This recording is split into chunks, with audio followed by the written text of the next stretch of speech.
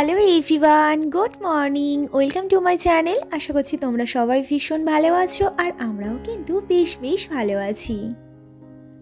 আজ সকালে ঘুম থেকে জানো তো একেবারে উঠতেই ইচ্ছে করছিল না। কালকের বেশ অনেক রাতে ঘুমিয়েছি জানো, সেই কারণেই আর কি সকালবেলায় ঠিকঠাক আর কি ঘুমটাই ভাঙতে চাইছিল না।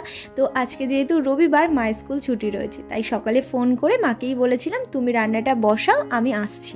তো মা রান্নাটা বসিয়েছে, তো আমি 7টার সময় উঠে গেছি। তো নিচে গিয়ে দেখছি মা রান্না করছে, তো আমি আরও এদিকে যা যা কাজ থাকে তো সেগুলো কমপ্লিট করছিলাম। আমি এদিকে ওর ব্যাগে থেকে টিফিন বক্স বের করে, জলের বোতল বের করে জল তো ভরে দিয়েছি, টিফিন বক্সও ধুয়ে দিয়েছি। তো তারপর মা রান্না করে দিচ্ছিল আর আমি না খাবারগুলো একটু ঠান্ডা করে ওর আর কি টিফিন বক্সে ভরে দিচ্ছিলাম।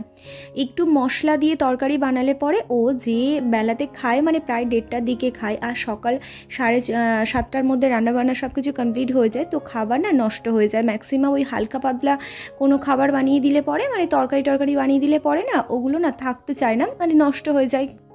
সেই জন্য করে না ম্যাক্সিমাম সময় একটু মশলা টশলা দিয়ে তরকারি বানিয়ে দিতে হয়। সবসময় তো এরকম মশলাপাতির তরকারি খাওয়াও তো ঠিক না, না একটু ওই হালকা পাতলা তরকারি খেলে শরীরটা ভালো থাকে। তো ওই কোনো উপায় না থাকলে তো যেটা আর কি করতে হয় তো সেটাই আর কি করা হয়। তো এই যে আজকের মায়ের আলমারি থেকে সমস্ত জামাকাপড়গুলো বের করা হবে, তার আগে আমার ঘরের ব্ল্যাঙ্কেটটা বেশ কদিন থেকে আমি পরিষ্কার করব করেই যাচ্ছি, কিন্তু পরিষ্কার করতে পারছি, মানে একার দ্বারা তো সম্ভব না। তো আজকের মা আর আমি দুজন মিলে ব্ল্যাঙ্কেটটা পরিষ্কার করে এই যে ছাদে এখন মেলে গেছি। তো তারপর এই যে সমস্ত জামাকাপড় আলমারি থেকে বের করে নিয়ে এসেছি। আমি, মা আর বাপি 3জন মিলে সমস্ত জামাকাপড়গুলো ছাদে মেলে দিয়েছি। তো দেখো একটু গরম হয়ে যেতেই অন্য একটা পিঠ উল্টে দিয়ে তারপর আর কি তুলে নেব। একটু গরম হয়ে গেলে পরেই আর কি তুলে নেব। তো শাড়িগুলো একটু পরেই তুলবো। তো সেই ফাঁকে আমি এই যে নিচের ঘরটাতে, মানে যে ঘরটাতে কেউ আমাদের থাকা হয় না, তো সেই ঘরটা না বড্ড এলোমেলো হয়েছিল। তো আজকে এই ঘরটাকে একেবারে ডিপ ক্লিন করব। তো টেবিলে যা যা জিনিসপত্র ছিল সমস্ত কিছু একেবারে লাবিয়ে নিয়েছি, নিয়ে মুছে একেবারে রাখবো।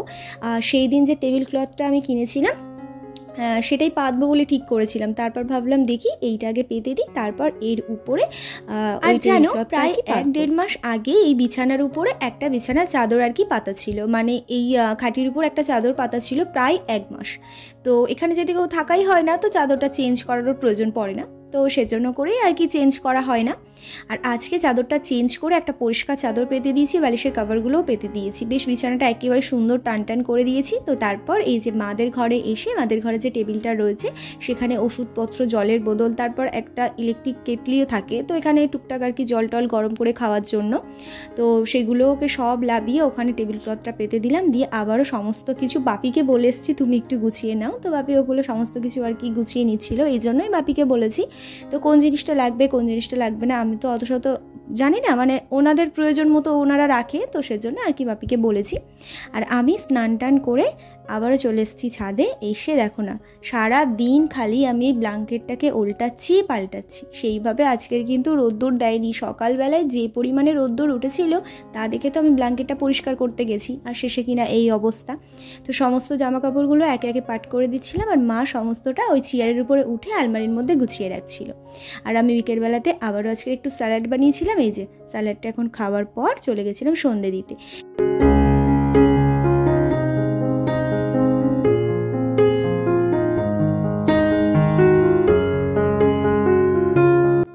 আজকের ব্ল্যাঙ্কেটটা পরিষ্কার করে সারাদিনে ব্ল্যাঙ্কেটটাকে এতবার উল্টিয়েছি পাল্টিয়েছি, তাতে করে ব্ল্যাঙ্কেটটার রোদ্দুর নেই, যা যা হালকা রোদ্দুর ছিল তাতেই আর কি শুকিয়ে ফেলেছি। এই যে কানাগুলো যেগুলো ওই ডবল করে মোড়া রয়েছে সেগুলো না একটু ভেজা রয়েছে। তো আমি বিকেলবেলাতে তুলে নিয়ে এসে ঘরের মধ্যে মেলে না ফ্যানটা চালিয়ে দিয়েছি। তো ফ্যানটা চালিয়ে তারপর হচ্ছে দেখছি এখন প্রায় শুকিয়ে গেছে, মানে সন্ধ্যে দেওয়ার পর এসে দেখছি শুকিয়ে গেছে। এখন আমি উপরে নিয়ে চলে যাব। আর এই শাড়িটা আমার আলমারির মধ্যে ছিল, বিয়েতে আর কি গিফট পেয়েছিলাম। তো শাড়িটা মাকে দিয়েছিলাম ফলস পাড় আর কি পিকো করানোর জন্য।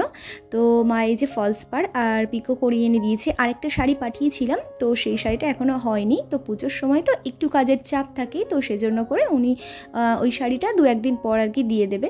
তো কয়েকটা জামা কাপড় ছিল, সেই জামা কাপড়গুলো এখন একে একে সমস্তটা পাট করে নিয়ে আলমারির মধ্যে আর কি রেখে দেবো।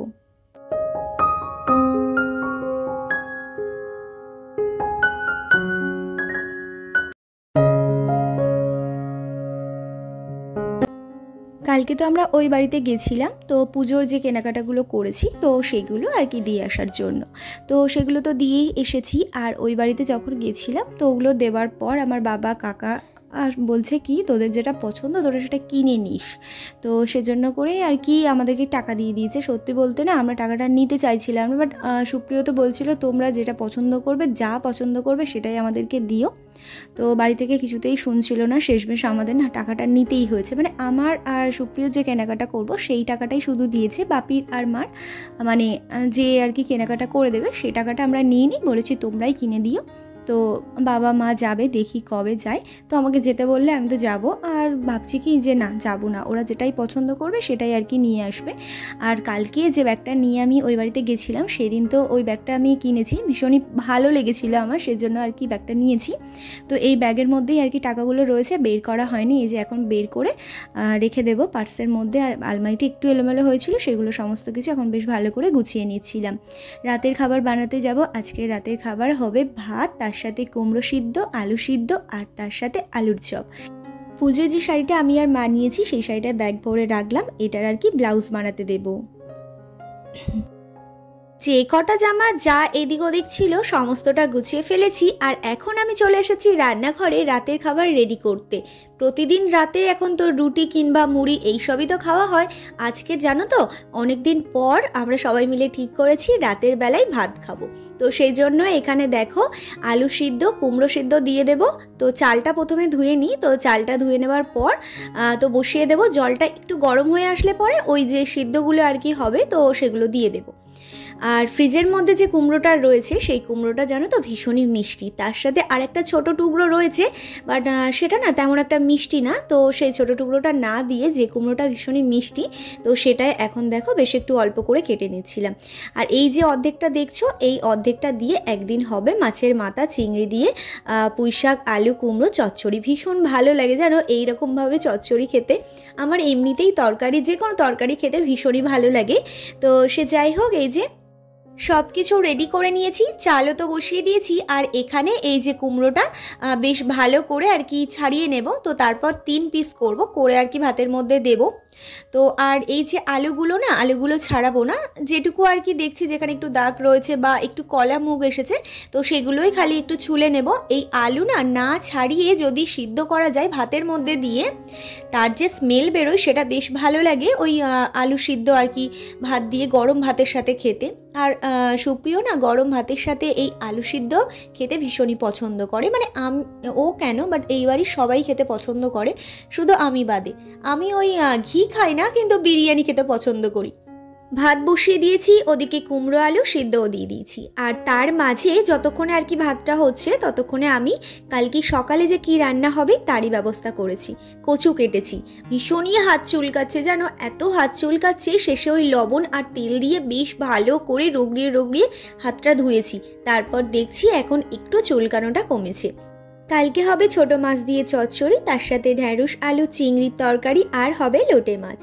তো এই ছিল কালকের আমাদের রান্না বান্নার প্রিপারেশন। আজ তাহলে আসি, দেখা হচ্ছে কালকে। Tata, good night.